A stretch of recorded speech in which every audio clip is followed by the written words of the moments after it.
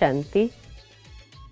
आज दीपावली का दूसरा दिन, जिसको काली चौदस के रूप में भी मनाया जाता है या रूप चौदस कहते हैं या नरक चतुर्दशी भी कहते हैं। ये तीनों नाम बहुत सुंदर वर्तमान समय को स्पष्ट करता है।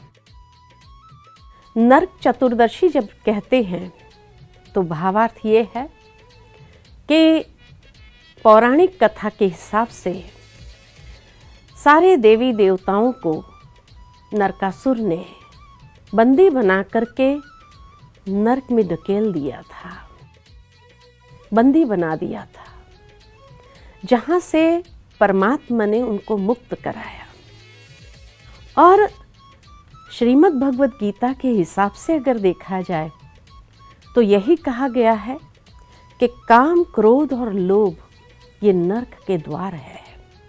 भावार्थ ये कि जब आत्माएं इन विकारों के वशीभूत हो जाती है तो अपने दिव्यता स्वरूप से नीचे गिर करके उस नरक में पहुंच जाती है।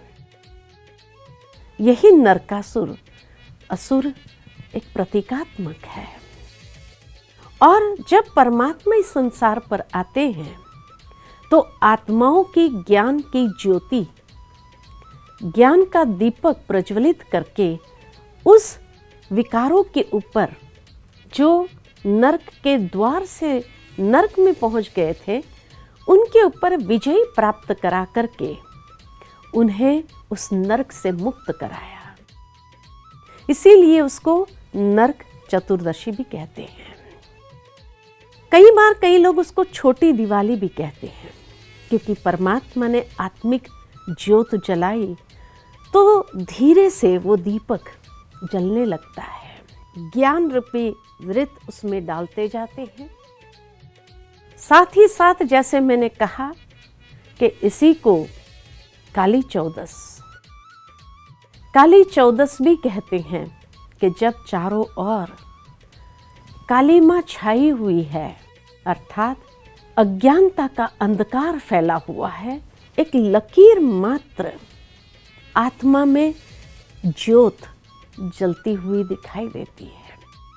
उस काली मां को परिवर्तित करना, ज्ञान सूर्य जब इस संसार में प्रगटते हैं तब वो अज्ञानता का जो चारों ओर अंधकार है, उस अंधकार से सभी आत्माओं को मुक्त करते हैं और आत्माओं को पुनः अपने वास्तविक सत्य स्वरूप में स्थित करते हैं। इसीलिए उसको रूप चौदस भी कहते हैं कि जो स्वरूप आत्मा का एकदम अंधकारमय हो गया था, उसको आत्मिक स्थिति में स्थित करते हुए सद्गुणों को जीवन के अंदर विकसित कराते हैं।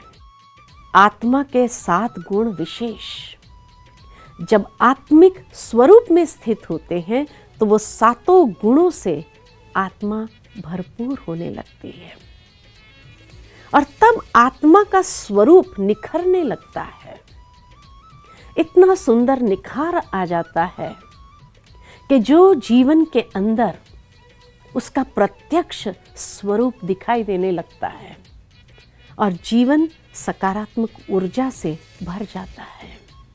उसी के याद में ये रूप चौदस या नरक चतुर्दशी या काली चौदस, अर्थात उस अंधकार को सदा के लिए अपने जीवन से विदाई दे दो और ज्ञान से आत्मा के सत्य स्वरूप, ओरिजिनल स्वरूप को निखारना है, ऐसे स्वरूपवान बनना है।